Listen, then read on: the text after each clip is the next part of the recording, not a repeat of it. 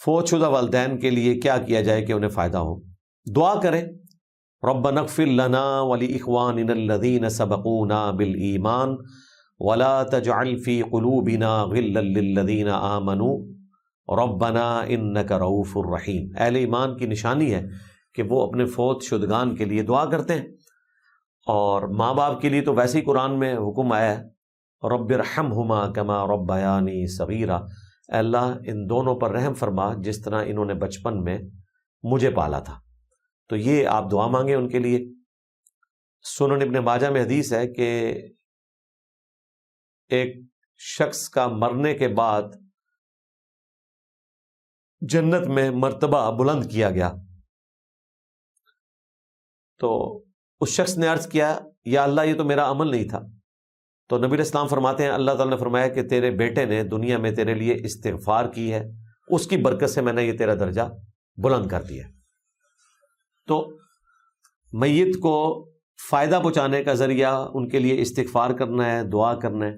تیسری چیز یہ ہے کہ آپ اس کی طرف سے صدقہ اور خیرات کریں، اور اس کا نفع بھی اس کو پہنچے گا۔ اصالِ ثواب کے 10 طریقے، یہ میری ویڈیو دیکھ لیں، صحیح بخاری میں حدیث موجود ہے، سنن نسائی میں پوری تفصیل کے ساتھ۔ سعد ابن عبادہ کہتے ہیں میں سفر پہ تھا، پیچھے سے میری ماں فوت ہو گئی، اور میں جب حاضر ہوا نبی السلام کی خدمت میں تو میں نے کہا یا رسول اللہ میں چاہتا ہوں کہ اپنی ماں کی طرف سے ایک کنواں کھدوا کے خیرات کر دوں، یعنی لوگ میٹھا پانی اس سے پئیں، تو کیا میری ماں کو اس کا نفع پہنچے گا؟ تو نبی السلام نے فرمایا کہ ہاں پہنچے گا، اور سنن نسائی میں موجود ہے، اس کنویں کا نام ہی پڑ گیا ام سعد کا کنواں۔ تو کوئی بھی چیریٹی کا کام جو پبلک ویلفیئر کا کام ہے وہ آپ کر سکتے ہیں۔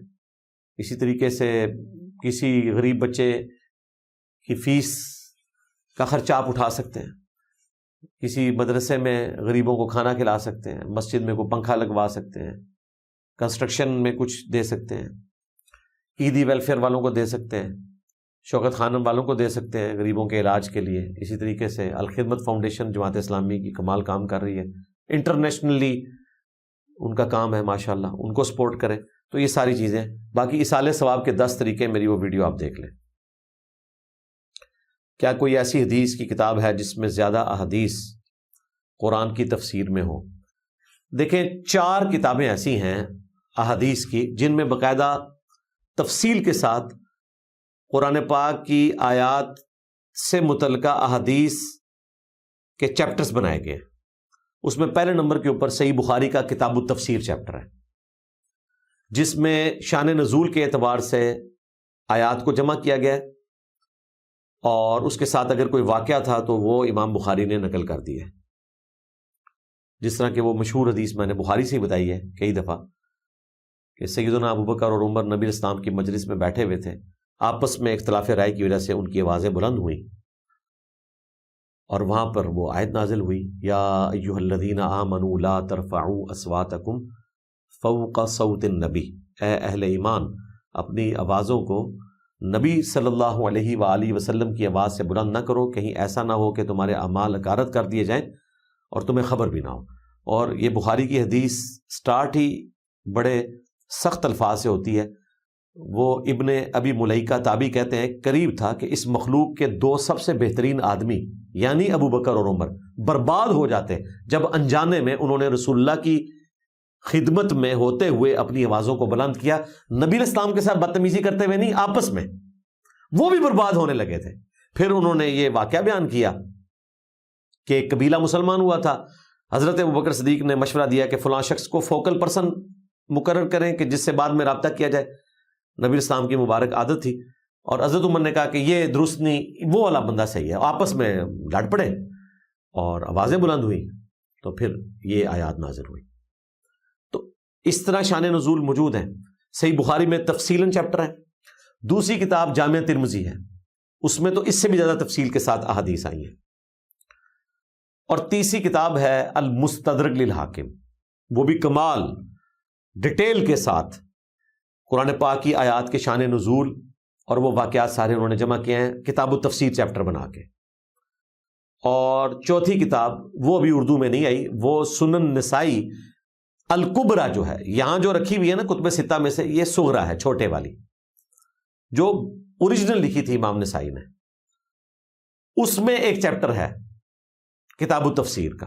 تو یہ 4 احادیث کی کتابیں ایسی ہیں جن میں تفصیلاً موجود ہے. اس میں سے بخاری اور ترمذی تو ویسے ہی اویلیبل ہے. باقی یہ ضروری نہیں ہے کہ ہر آیت کا کوئی شان نزول ہو. قرآن خود اس لیے نازل ہوا ہے کہ اس کے اوپر عمل کیا جائے. قرآن پاک کی آیات کسی شان نزول کی محتاج ہی نہیں ہے، یہ ذہن میں رکھیے گا. آپ کو واقعہ صحیح بخاری سے بتایا جاتا ہے کہ جی ایک سفر میں سیدہ عائشہ کا ہار گم گیا تھا اور پڑاؤ لمبا ہو گیا، اس کی وجہ سے پانی کی قلت ہو گئی، تو تیمم کی آیات نازل ہوئیں کہ مٹی کے ذریعے بھی آپ وضو یا غسل کا معاملہ کر سکتے ہیں تیمم کر کے. اور بھائی وہ ہار نہ بھی گم تھا تب بھی آیات تو نازل ہونی تھی، اس سے کوئی فرق نہیں پڑتا. البتہ یہ واقعہ اگر آپ کے علم میں آتا ہے تو اس سے آپ کا انٹرسٹ ضرور بڑھ جاتا ہے. باقی واقعہ آپ کو نہ بھی پتا ہو تو قرآن میں واضح لکھا ہوا ہے کہ جب تم سفر پر ہو، پانی نہ پاؤ یا مریض ہو تو تم مٹی سے بھی جو پاک ہو تیمم کر سکتے ہو. تو یہ واقعہ اگر کسی کو نہ بھی پتا ہو، کئی مسلمان ہیں بلکہ میجارٹی لوگوں کو تو یہ واقعہ پتہ ہی نہیں، تب بھی انہیں پتہ ہے قرآن میں تیمم کا طریقہ 2 جگہ آیا ہے، سورۃ النساء میں، سورۃ المائدہ میں. تو یہ ایک انٹرسٹ کی چیز ضرور ہوتی ہے. البتہ جو فائنل احکامات ہیں قرآن کے اندر وہ ان چیزوں کے محتاج نہیں ہوتے، اور نہ اس کو خام خواہ جوڑنا چاہیے کہ جی جب تک ہمیں اس کا شان نزول نہیں پتہ چلے گا اس وقت تک ہم آیت پہ عمل نہیں کر سکتے. بالکل نانسنس بات ہے. ہاں، قرآن پاک کی آیات کا کانٹیکسٹ آپ کو پتہ ہونا چاہیے، شان نزول پتہ ہونا ضروری نہیں ہے. اور کانٹیکسٹ مزے کی بات ہے وہ قرآن میں ہی لکھا ہوتا ہے، حدیثوں میں نہیں ہوتا. حدیثوں میں ہو تو وہ تفصیل کے ساتھ کوئی واقعہ ہو سکتا ہے، اس کے بغیر بھی قرآن میں کانٹیکسٹ موجود ہوتا ہے، سیاق و سباق، اور وہ یہ لیتے ہی نہیں ہے. سورہ النساء میں آیا، ایک آیت اٹھا لیتے ہیں، منافقین کے حوالے سے آیا کہ جب انہوں نے اپنی جانوں پر ظلم کیا تو ان کو چاہیے تھا کہ رسول اللہ کی خدمت میں حاضر ہوتے اور پھر نبی علیہ السلام ان کے لیے شفاعت کرتے، تو پھر یہ اللہ تعالیٰ کو بخشنے والا مہربان پا لیتے. یہ آیت سورۃ النساء کی آیت نمبر 64 تلاوت کر کے یہ لوگ کہتے ہیں کہ جی دیکھیں قرآن پاک نے تو حکم دیا ہے کہ جب اپنی جانوں پر ظلم کر بیٹھو یعنی گناہ کر بیٹھو تو نبی کی خدمت میں حاضر ہو جاؤ. تو اس کے تحت آج کی ڈیٹ میں بھی جو شخص گناہ کرے گا تو وہ نبی اسلام کے پاس حاضر ہو اور وہاں سے قبر رسول پہ جا کے دعا کروائے تو پھر اللہ تعالیٰ معاف کریں گے. ہم پوچھتے ہیں کہاں لکھا ہوا ہے؟ کہتے قرآن میں لکھا ہے. قرآن پڑھیں تو اس سے پیچھے منافقین کا ذکر ہے جو فیصلہ طاغوت سے کرواتے تھے، اگرچہ یہ طے پایا تھا کہ نبی الاسلام حاکم ہے مدینے کے، میثاق مدینہ کے بعد جو یہودیوں کے ساتھ بھی ٹریٹی ہو گیا تھا، پھر بھی طاغوت کے پاس فیصلے کے لیے جاتے تھے جب ان کو خطرہ ہوتا تھا کہ فیصلہ ان کے خلاف ہو جائے گا. تو اس کانٹیکسٹ میں اللہ تعالیٰ نے فرمایا کہ جو انہوں نے طاغوت سے اب فیصلہ کروایا نا، تو ان کا کام یہ ہے کہ اب نبی الاسلام کی خدمت میں حاضر ہوں اور نبی الاسلام سے معافی مانگیں، کیونکہ انہوں نے نبی الاسلام کا حق بھی پامال کیا. پھر نبی الاسلام شفاعت کریں تو پھر اللہ تعالیٰ ان کے اس گناہ کو معاف کرے گا جو نبی الاسلام کے ساتھ انہوں نے دھوکہ کیا ہے. اس کانٹیکسٹ میں تھا. اور یہ پکڑ کے اسے ایکسٹراپولیٹ کرتے ہیں اور جعلی روایتیں لاتے ہیں، کمزور روایتیں. میں نے اس کے اوپر تفصیلاً ویڈیو ریکارڈ کروائی ہوئی ہے. قبر رسول پہ جا کے شفاعت کا سوال کرنا وہ آپ دیکھ لیں. اس میں باقاعدہ مولانا طارق جمیل صاحب نے بھی تاریخ ابن کثیر کے حوالے سے واقعہ، تفسیر ابن کثیر کے حوالے سے بیان کیا تھا. میں نے بتایا تھا یہ تو روایت کمزور ہے، آمش کی تدلیس ہے، آن سے روایت کر رہے ہیں. مصنف ابن ابی شیبہ میں بھی یہ روایت موجود ہے. تو اس طرح قرآن پاک کی جو آیات کے شان نزول ہیں وہ نہ بھی پتہ ہوں، کانٹیکسٹ اس کا قرآن میں چونکہ موجود ہے، اسی کانٹیکسٹ کے مطابق آپ نے چیزوں کو لے کے چلنا ہے. ہاں، بسا اوقات ایسی چیزیں جو ایکسٹراپولیٹ ہو سکتی ہیں، جس میں بعض آیات اتنی جنرل ہیں وہ ہر جگہ فٹ ہو جاتی ہیں. وما آتاکم الرسول فخذوہ، جو رسول اللہ تمہیں دیں وہ لے لو، اور جس چیز سے منع کر دیں اس سے رک جاؤ. بیسیکلی قرآن میں تو اس کا کانٹیکسٹ ہے مال غنیمت کے پوائنٹ آف ویو سے، لیکن اس کو آپ ایکسٹراپولیٹ کر سکتے ہیں کہ نبی الاسلام نے جو دین آپ کو دیا ہے وہ آپ نے لے لینا ہے، اور دین میں نبی الاسلام نے جو چیزیں حرمت کے طور پر بتائی ہیں ان کو اسی طریقے سے لینا ہے، جن کی حلت بتائی ہے ان کو اسی طریقے سے لینا ہے، جو گناہ کبیرہ ڈکلیئر کیے ہیں ان سے آپ نے بچے جانا ہے. اسی لیے بخاری مسلم میں آتا ہے عبداللہ ابن مسعود رضی اللہ تعالیٰ عنہ نے اسی آیت کو لگا دیا تھا ان عورتوں کے اوپر جو چہرے کے بال اکھاڑتی ہیں اور دانتوں میں گیپ بنواتی ہیں اور ٹیٹو بنواتی ہیں کہ جی قرآن میں ایسی عورتوں پہ لعنت ہے. تو وہ صحابیہ یا تابعیہ کہتی ہے کہ میں نے تو پورا قرآن پڑھا ہے, بخاری مسلم کے الفاظ ہیں, میں نے تو قرآن میں کوئی ایسی آیت نہیں دیکھی کہ جو دانتوں میں گیپ بنوائے خوبصورت دکھنے کے لیے, یا چہرے کے بال اکھیڑے, یہ پلکنگ کرے, یا وہ ٹیٹو بنوائے تو اس پہ لعنت ہے. تو انہوں نے کہا قرآن میں یہ آیت ہے وَمَا آتَاكُمُ الرَّسُولُ فَخُذُوهُ وَمَا نَهَاكُمْ عَنْهُ فَانْتَهُوا. اب یہ آیت تو تھی مال غنیمت کے بارے میں, لیکن سیدنا ابن مسعود نے لگائی جنرل. پھر اس نے اگلی بات کی کہ آپ کی بیوی بھی یہی کچھ کرتی ہے. انہوں نے کہا اچھا جاؤ میری بیوی کو جا کے دیکھو. اندر گئی عورت شرمندہ ہو کے باہر نکلی, اس نے کہا کہ آپ کی بیوی ایسا نہیں کرتی.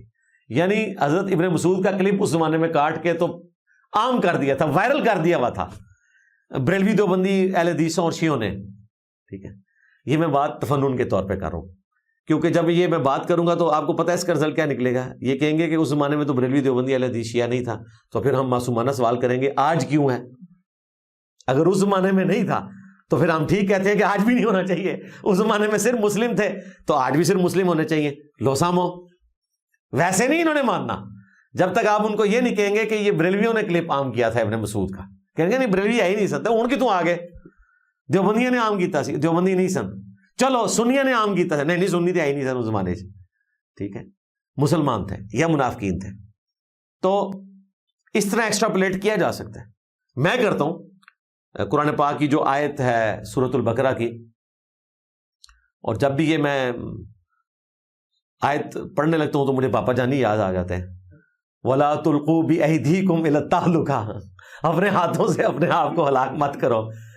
تو مفتی احسان صاحب بھی یاد آتے ہیں, مفتی اعظم دعوت اسلامی کے, لقمہ بھی غلط دے رہے ہیں, ایدیکم پڑھ رہے ہیں. تو اس کا کانٹیکسٹ قرآن میں پتہ کیا ہے کہ جو لوگ اللہ کی راہ میں دیا ہوا مال خرچ نہیں کرتے جو اللہ ہی نے دیا ہوا ہے, تو گویا اپنی جانوں کو وہ ہلاک کر رہے ہیں. تو اللہ تعالیٰ نے فرمایا وَلَا تُلْقُوا بِأَيْدِيكُمْ إِلَى التَّهْلُكَةِ, اپنے ہاتھوں سے اپنے آپ کو ہلاک نہ کرو. اللہ نے مال دیا ہے تو اللہ کی راہ میں خرچ کرو, لیکن اس کو ایکسٹراپولیٹ کریں تو ہر وہ چیز جو آپ کی جان کو نقصان پہنچا سکتی ہے, خودکشی ہو, نشہ ہو, سلو پوائزننگ ہو, بلڈ پریشر کے مریض کے لیے ایکسیسو نمک ہو, شوگر کے مریض کے لیے ایکسیسو شوگر ہو, یہ ساری کی ساری چیزیں اسی کیٹیگری میں فال کرتی ہیں. اس طرح ایکسٹراپولیٹ آپ کر سکتے ہیں, لیکن اس طرح نہیں کر سکتے کہ قرآن میں لکھا ہوا ہے ایاک نعبد و ایاک نستعین, تو اس کی تشریح آپ یہ کر رہے ہیں کہ یہ حقیقتاً آپ نے اللہ ہی سے مانگنی ہے مدد, ویسے آپ عبد القادر جیلانی سے بھی مانگ سکتے ہیں. اے ہاتھ دیکھو, ایسا رزلٹ نہ کڈو. اور پھر اس کو پھر جوڑتے ہیں اس بات سے کہ جی روٹی بھی تو آپ امی سے مانگتے ہیں. او بھائی, امی سے جب روٹی مانگتے ہیں امی دے دیتی ہے, عبد القادر جیلانی سے کبھی روٹی مانگو تو لے کے بتاؤ. اس کے جواب میں کہیں گے جی اللہ سے مانگو تو لے کر بتاؤ. تو اس کے جواب میں ہم یہ کہتے ہیں کہ یہ بات تو تم نے مان لی کہ اللہ ہمارا ہے اور عبد القادر جیلانی تمہارے ہیں, اسی لیے ہمیں ٹانٹ کروا رہے ہو نا اللہ کا. دوسری بات, اللہ نے تو قرآن میں ہی کہہ دیا ہے وَتَعَاوَنُوا عَلَى الْبِرِّ وَالتَّقْوَى وَلَا تَعَاوَنُوا عَلَى الْإِثْمِ وَالْعُدْوَانِ. اللہ تعالیٰ نے دنیا کو اسباب کے ساتھ جوڑا ہوا ہے, لیکن جب آپ دعا مانگیں گے تو صرف اللہ سے مانگیں گے, ان بابوں سے دعائیں نہیں آپ مانگیں گے. اور اسباب کے طور پر اگر بابوں کو اختیار کرنا ہے تو بھائی ماں سے روٹی مانگتے ہیں تو مل جاتی ہے. عبد القادر جیلانی کی تو قبر پہ بھی چلے جائیں, کچھ نہیں ملے گا آپ کو. ہاں, وہاں پہ کھڑا ہوا کوئی مجاور آپ کو کچھ دے سکتا ہے, عبد القادر جیلانی قبر سے نکل کے کچھ نہیں دے سکتے. اور ظاہر عبد القادر جیلانی کی مثال بار بار اس لیے دینی پڑتی ہے کہ انہوں نے ان کو ایک اتنا بڑا بزرگ بنا کے اس حوالے سے پریزنٹ کیا ہے کہ گویا کہ ان کو انہوں نے پیغمبر سے بھی بڑھا دیا ہوا ہے, بلکہ اللہ سے بھی بڑھا دیا. وہ کہتے ہیں چھڑ دو بچ عبد القادر پہ گیا, روح ہی واپس لے لی. اللہ نے حضرت اسرائیل کی ڈیوٹی لگائی تھی ملک الموت علیہ السلام کی, اور عبد القادر جیلانی نے وہ ڈیوٹی ایسی کینسل کروائی کہ روح لے کے دوبارہ سے بندے کو زندہ کر دیا. تو یہ کہانیاں انہوں نے بنائی ہوئی ہیں, اس لیے مجھے اس طرح کی باتیں کرنی پڑتی ہیں.